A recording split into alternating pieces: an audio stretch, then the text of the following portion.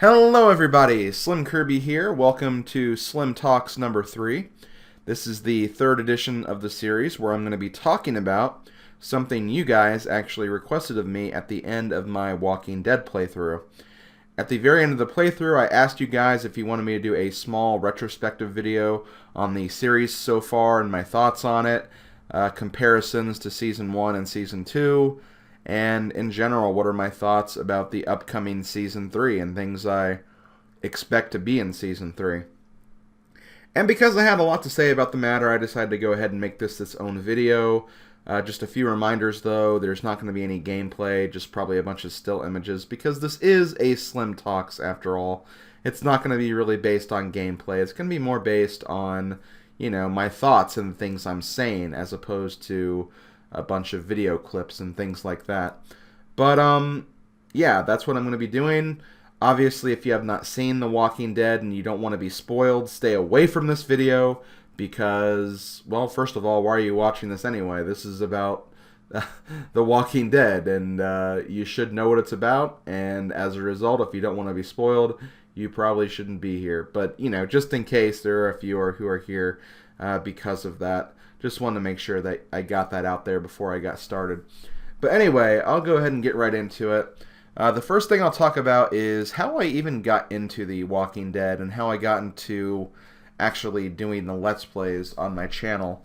I am a fan of The Walking Dead TV show. It's probably one of my favorite TV shows, if not my most favorite of the TV shows that are currently, still running at the moment. And I just really love the story. I love how it's not just about zombie killing or any of that stuff.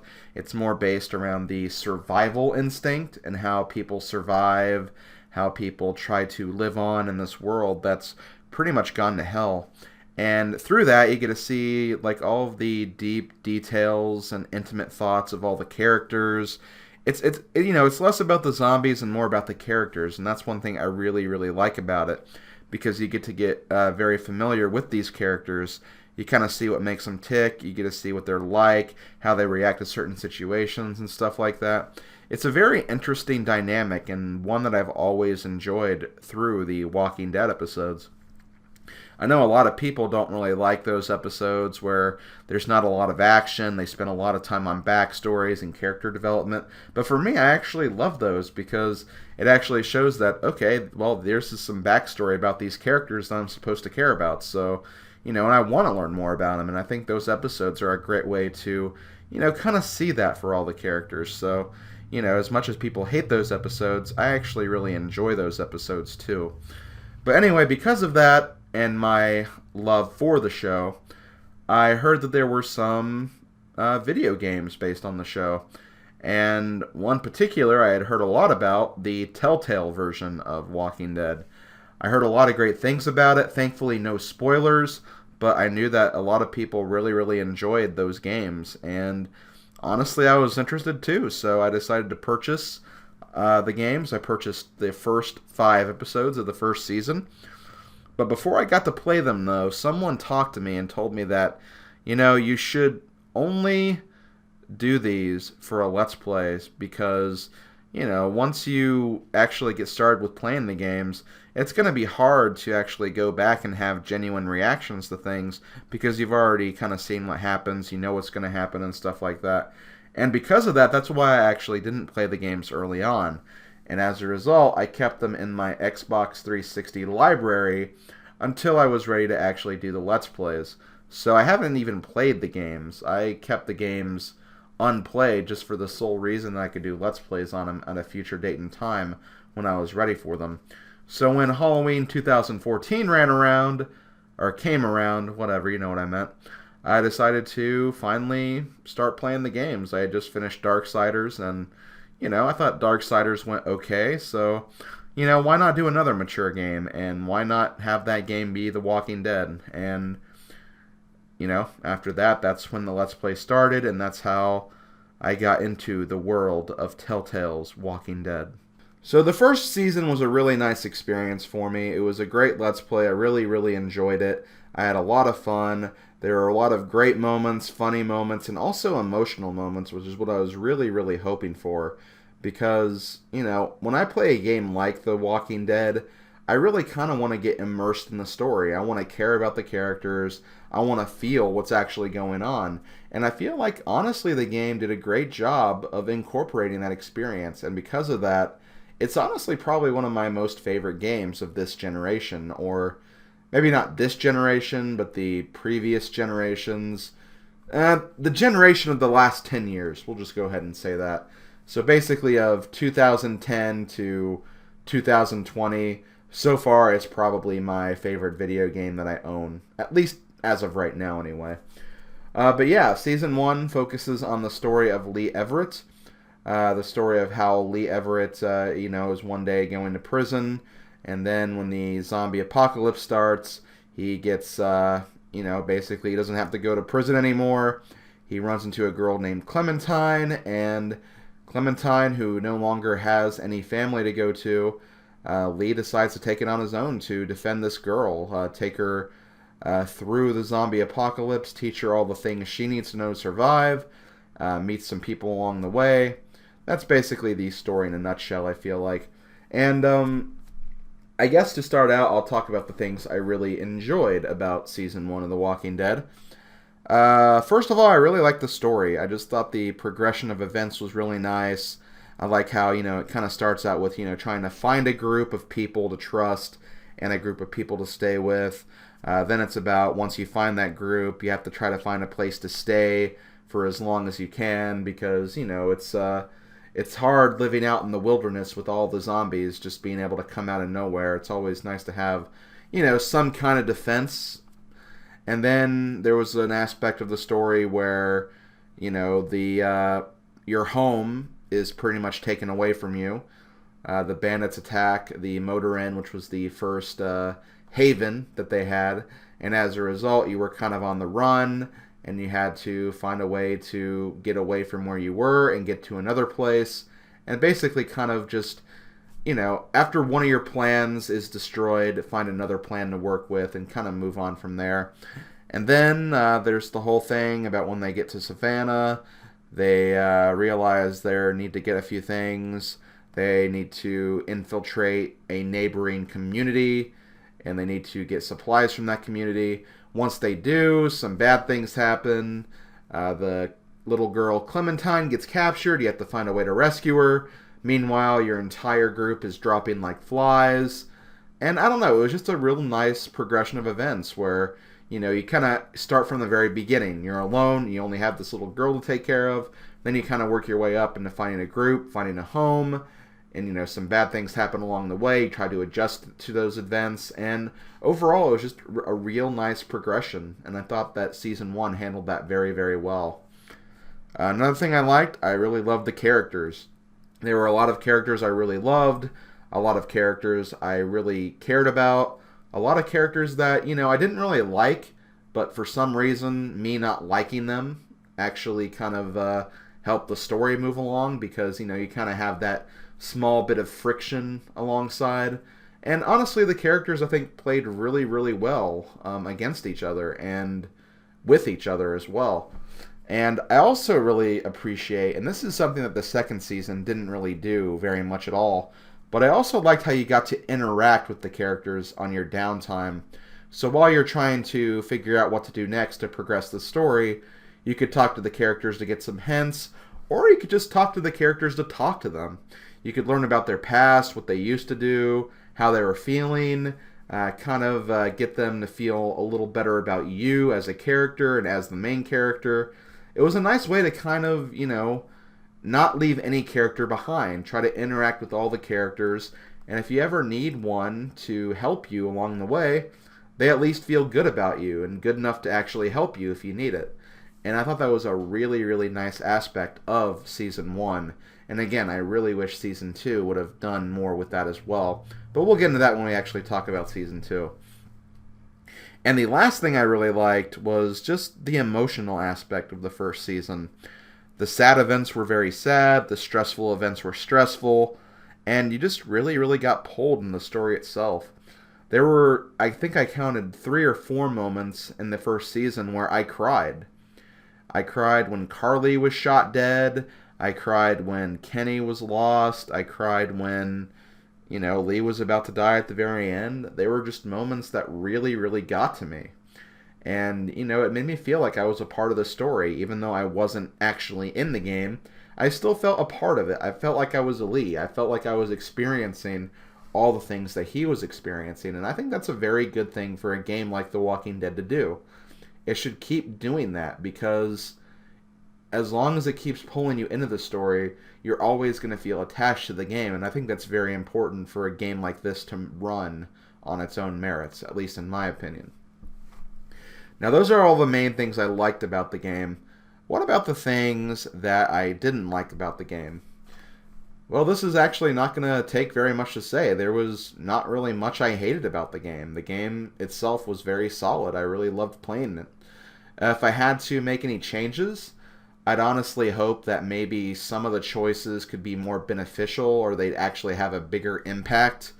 Like, trying to think of a few, decisions off the top of my head.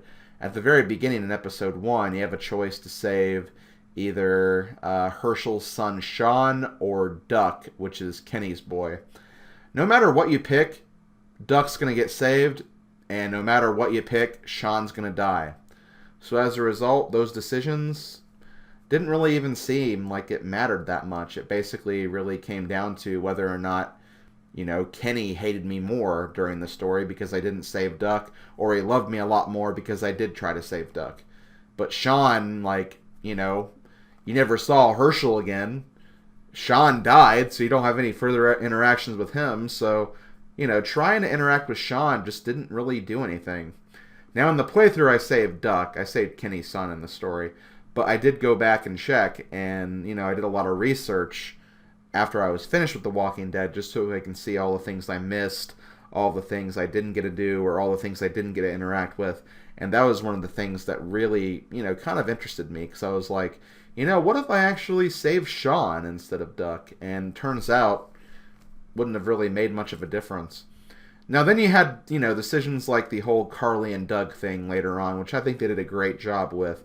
I like how, I feel like I picked the better option by saving Carly. But if you don't save Carly and you save Doug, Doug has some interesting interactions as well throughout the story. You don't have that love connection that you would have with Carly, but, you can actually start seeing Doug as a little bit of a friend. And, I kind of like that about The Walking Dead. I think that was very, very well done. Now, I wish that they would have done more with more things like that in result to the other decisions that you make. And I think one thing that I think the game could have been really beneficial if they had kind of a meter or something at the very end where you could kind of tell how much each of the characters liked you. Something to kind of stack up all of the good things you did, to stack up all the bad things you did for each character, and kind of see overall who liked you the most, who hated you the most, who secretly didn't really care for you even though you did so much to protect them. Those were things I would have liked to actually be more aware of, and, to see how those things would have impacted the story. So if anything, really just the only thing I think is missing from the game is more of what could have made the game even better. But, this was their first attempt at it, and they were just, they're trying something new. They obviously couldn't program a game that had all of these different interactions and options. You can't really make the perfect game, because there's always going to be something that you feel like is not going to be there. And then there's also the aspect of, okay, did I put too much into this game? So, I have to give them a little bit of a pass on that. But, I did honestly want more, but I was still satisfied with what I got. I just think there could have been, you could have felt the impact of some things more than you actually did. And that's something that is honestly also wrong with the second season as well. But once again, I'm getting ready to go into that just in a few minutes, so do not worry about that. Now, before we get into the second season, there is one little pitfall that we have to cross before we get to the second season, and that would be the DLC 400 Days. Now, I'm going to make this as brief as I can, but I was not impressed with 400 Days. 400 Days was honestly kind of the low point of this playthrough. The reason being is I feel like the DLC didn't do what it was supposed to do. It was advertised as, kind of the story that bridges season 1 and season 2 together. And when I knew about that, I was like, okay, well, this is going to be cool. I should do this before I do season 2. And it turns out what I did in DLC, 400 Days, didn't matter in the slightest bit. And that really, really disappoints me. There was like only 1, 2, 3 references to the first season. None of the references really had much of an impact anyway, just small little callbacks. And that's really about it. As far as the second season, it didn't really impact the second season at all. All you got were 4 little cutscenes that you could see in episode 3 of season 2. But these cutscenes didn't have any impact on the game whatsoever. Bonnie's fate in the DLC didn't even matter, because no matter what, she was going to be in the game regardless. And they don't even reference Bonnie's backstory at all in the game, unless I just didn't find it. But either way, that's another problem that I'll kind of get into when we get into the Season 2 discussion. So yeah, on the whole, I just wasn't impressed with 400 Days. I just don't feel like it really delivered on what it was supposed to deliver on. It followed 5 random stories over these characters that we should care about. One of the characters, especially because they actually get a big role in the second season, but even then, her backstory didn't really even matter that much at all. I feel like Bonnie's character in season 2 just did not really hinge on what happened in the DLC, and I just think that's kind of it's kind of a shame, and I just really didn't like that aspect of it. I was really, really, really not impressed. I'm sorry, but I just wasn't. So yeah, 400 Days was kind of a downer. If they ever decide to go the DLC route again, they need to fix that big time. Just try to put a few more references in there. Try to maybe feature a character that, wasn't super important to the story, but still had some kind of impact. And, kind of see what they were doing. Kind of like a small little spin-off. Like, I'd like to see, for instance, in Season 1, Glenn was a character, and Glenn later appeared in the TV show. It'd be nice to kind of see a small adventure of how Glenn got from there to the TV show. And then there's Molly, the character from Season 1, Episode 4. She was a big part of Episode 4. What's going on with her? Maybe we could see in a DLC episode. Those are the episodes that you should probably be focusing on for the DLC, not just 5 random characters who we don't know and don't care about. Especially if you're not even going to be using them in the second season at all. And I don't know, that's just kind of my thing about it. And in the case of Bonnie, obviously you do see some backstory with Bonnie, but it just didn't really go anywhere. It didn't have any impact, and overall 400 Days was just lame. So let's go ahead and move on to Season 2. Season 2, much different than Season 1. Obviously, Lee Everett is no more, so the story focuses on Clementine. And my God, right away, things just change and get bad for Clementine. She's with Omid and Krista, the 2 characters who still managed to survive from the first season. Omid dies, Krista gets weird, then Krista and Clementine separate, and then Clementine's all alone. She ends up finding a new group. You get involved with that group and that group's backstory and history. Things take a dive from bad to even worse, and just, wow, Clementine just goes through a mountain of issues in Season 2. It's kind of ridiculous, but it's also kind of good too, and I'm going to get into why in just a sec. I guess we'll go ahead and start and get into what I liked about Season 2.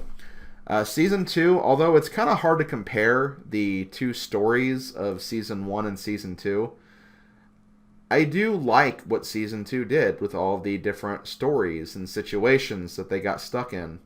Because, you have the situation of Clementine, I want to say she's 10, 11, 12 now? Maybe 9, I don't know her exact age at this point. But you kind of have to deal with her being all alone in the woods by herself, trying to find a new group. Then you're with a new group who is kind of on the run from this bad community. Then you get captured by that community. You have to live under that community's rule, especially with a power-crazed madman who is quite literally insane. Then you get out of that. You have a woman that's pregnant and about to give birth. Winter is coming, and just so many other things. And these are things that, honestly, I feel like you didn't really deal with in Season 1. So, while I think I do still prefer the story of Season 1, I like how Season 2 was at least different in their plot lines. They had different experiences. They had different scenarios. It wasn't just the same thing over and over and over again. It was, it was something new and it was something fresh. And I was legitimately interested to see how, the group got out of certain situations and how the story continued. And I think Season 2 did a great job with that. Another thing I liked about Season 2, even though he was a giant jackass, I really, really liked Carver as a villain.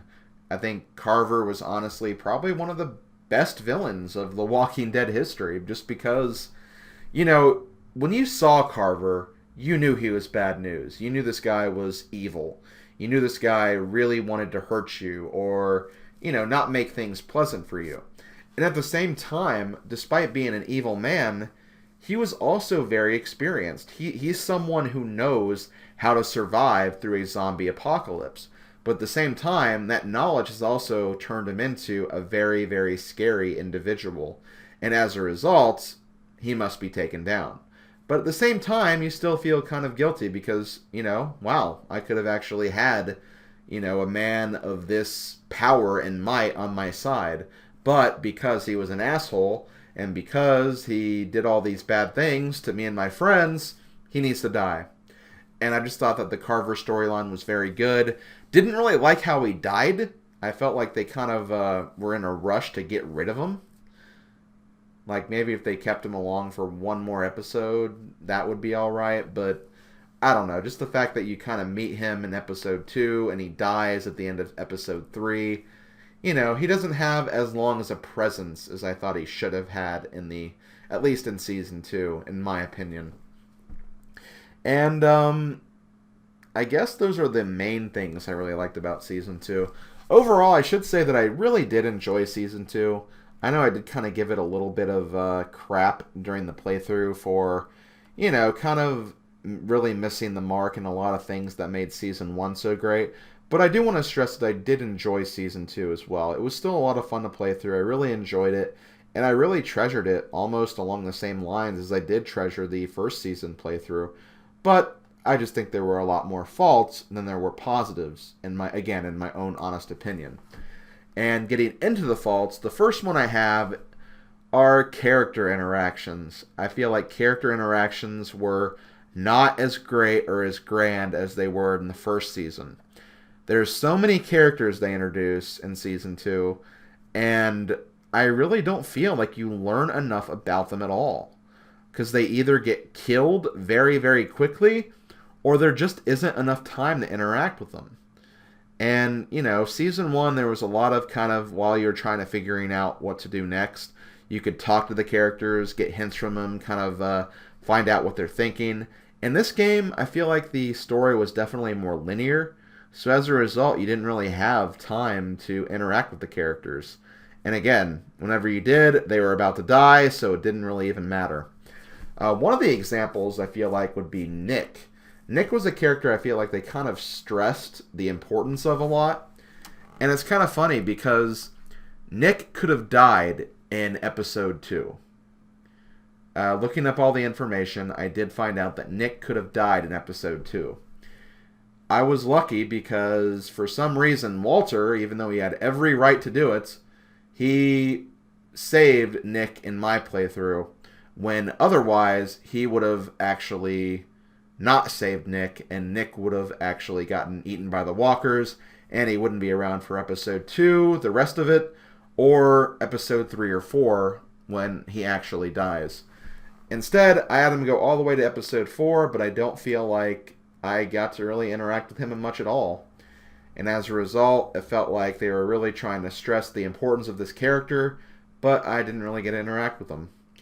There were a few characters I really liked, there were a few characters I really wanted to get to know, but I just never really felt like the game gave me that much of an opportunity to, and that's kind of what I really, really disliked about Season 2. It's just they didn't have that. They really, really didn't have that. And also, going back to Season 1, the other problem I have with Season 2 is pretty much the same thing. I feel like there weren't very many choices that really made that much of an impact on the story.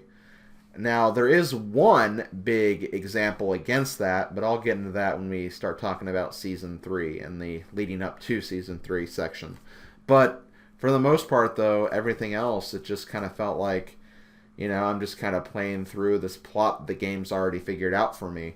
And, for a game that kind of prides itself on being the kind of game where your choices impact the storyline, I feel like while there does need to be some kind of line for how much you can do, you shouldn't try to go backwards, or you should at least try to get to that line, or at least as close to the line as you can get. Not just play it safe and go, okay, let's just have a few interactions, or make only a few of the choices impactful of the game. You got to go a little further than that. That's why I say you need to go up to that line. You don't need to play it safe and hold back, but you don't necessarily have to go a lot in either.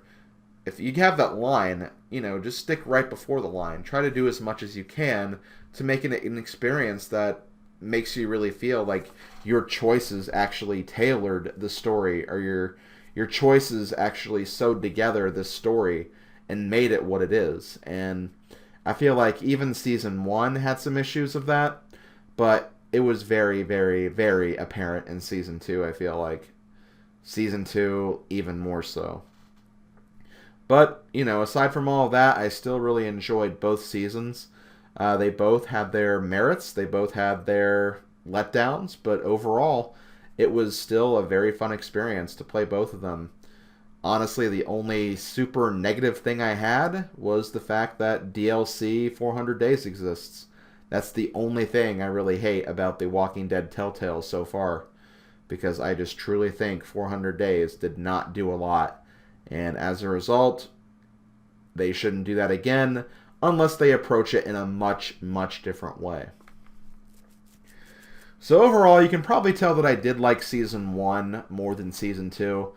Like I said, Season 1, it had a great story, it had great characters, it had great character interactions, it had great emotion, and while Season 2 did have examples of all of those, small, fleeting examples, it was more of a case of, Season 2 was good, but Season 1 was so much better. That's really all it is. That's really all I can say about it. But, there were some things I really liked about Season 2 that I felt like Season 1 didn't do. I thought the situations and the scenarios were a bit more interesting, and it had a really awesome villain. A villain that, you really want to hate, and a villain that feels like a villain. So Season 2 definitely had that. And another thing I will praise Season 2 for is it had a great ending. I like what they did for the ending of Season 2. And again, we're going to get into that more when we talk about Season 3 and my expectations for that. But, let's just go ahead and get right into that. I think I've kind of made my piece. But overall, I did like Season 1 more. Overall, it just had a little more than what Season 2 had to offer. So let's go ahead and get into Season 3. Telltale has announced that Season 3 is in the works, and I couldn't be more excited. I'm really looking forward to what that game's going to offer. I'm almost even debating, when the game comes out, immediately doing, the first episode, not waiting till October, and kind of doing it, along as the episodes release. Although, I don't know, I kind of like doing them all, one after the other as well, because that way I'm not, waiting for several months for the next story to come out. I don't know, I'll figure that out. But yeah, Season 3, really interested to see what they'll do. I could see them going a number of ways. The first way, obviously, is, going back to Clementine, kind of seeing how that story continues to play out. But that will actually depend on essentially what happens and how they kind of decide to bridge all of the different endings of Season 2 together. Because in my ending, I actually had Kenny alive. And Kenny took me to Wellington. I stayed at Wellington while Kenny stayed outside of Wellington by himself.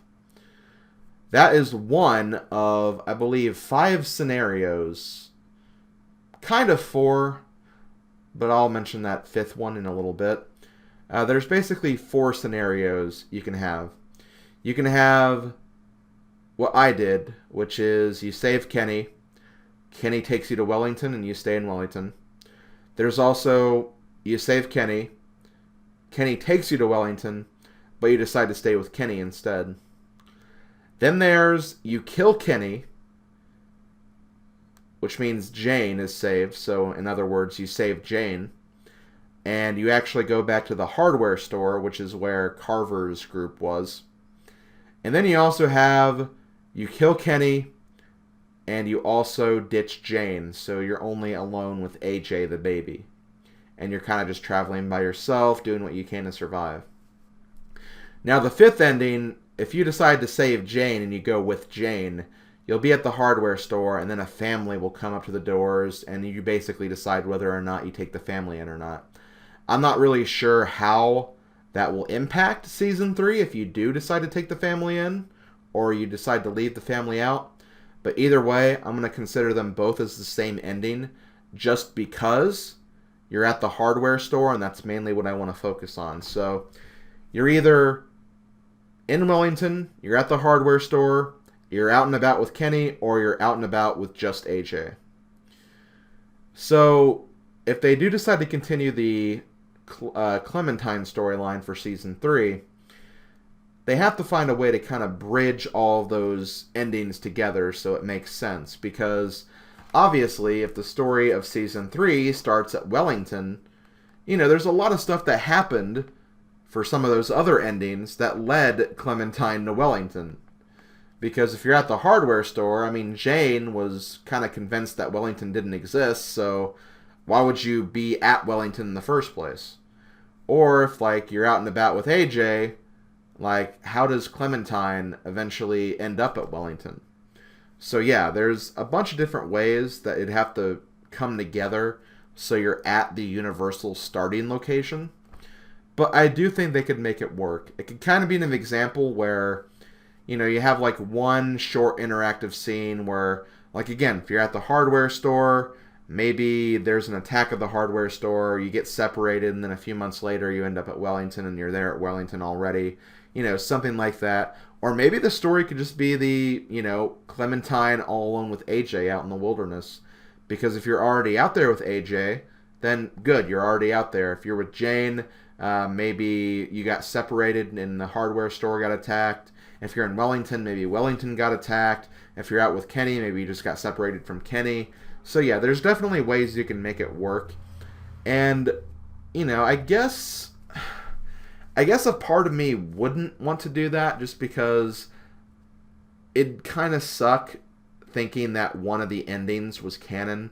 There's one of the endings that makes the most sense. And, in the case of the scenario that I pointed out, if it is the AJ and Clementine out and about by themselves, that's kind of the least rewarding ending, at least in my opinion. So that kind of makes it feel like that's supposed to be the canon ending, which I'm not really a big fan of that.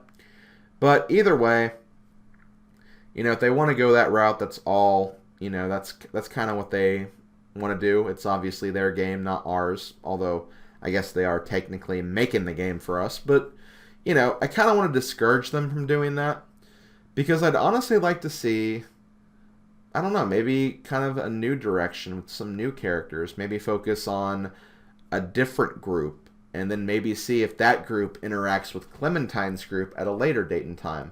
Then you can kind of, figure out some things. Maybe there'll be some backstory in some of the other episodes that'll explain where Clementine is or how she got there. I don't know. Again, there's a number of ways this could go, and it's kind of hard to distinguish which one would be the best way. You really, really don't know because they could really go in a number of different ways here. This could be years, 5-6 years after the Clementine story. Who knows? it really depends on what they're going to go for. I hope it's believable. I hope they don't really try to stick it so like one story is completely canon while the other ones aren't. Because I like to feel that my choices at the end of season 2 really did matter.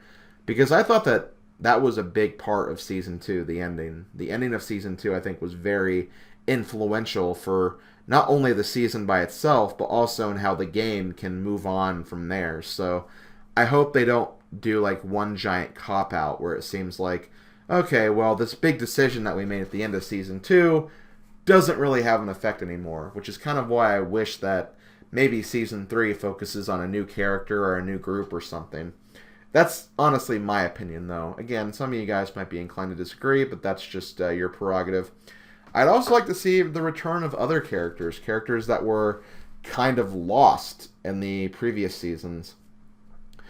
Some examples of that are from season 1. Glenn, although, Glenn has his place in the TV show, so maybe not him. But, there's also Lily, who got away in season 1. There's also Molly, who got away in season 1. I'm trying to think of season 2 characters. Well, there is, I guess, the rest of the of Carver's group, the group that was still loyal to Carver anyway.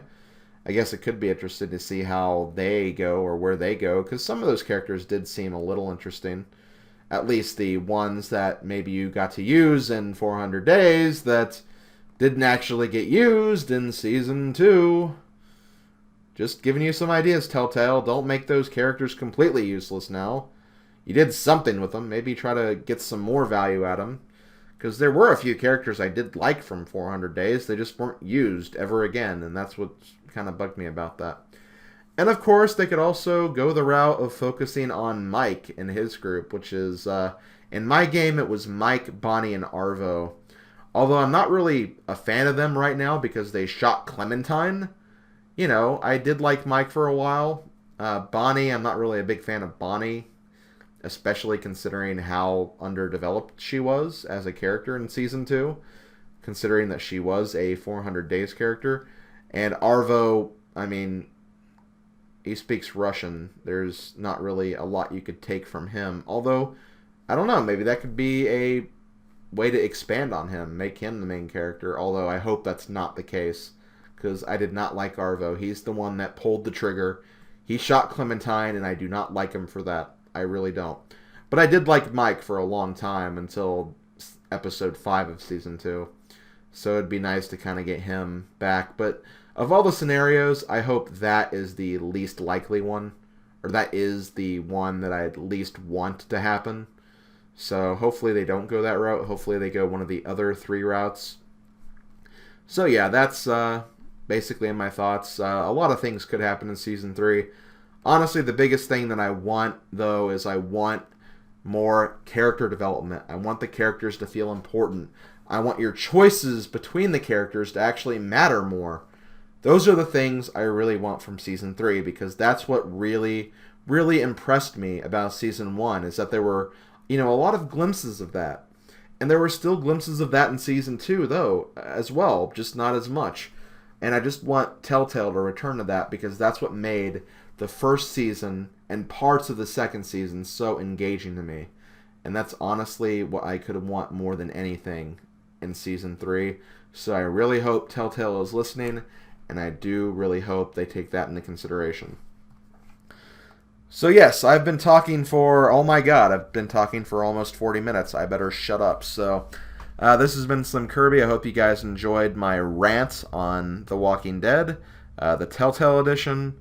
Thanks for listening, and hopefully see you guys sometime in the future for Season 3, and if not Season 3, for some of my other projects. Later, folks.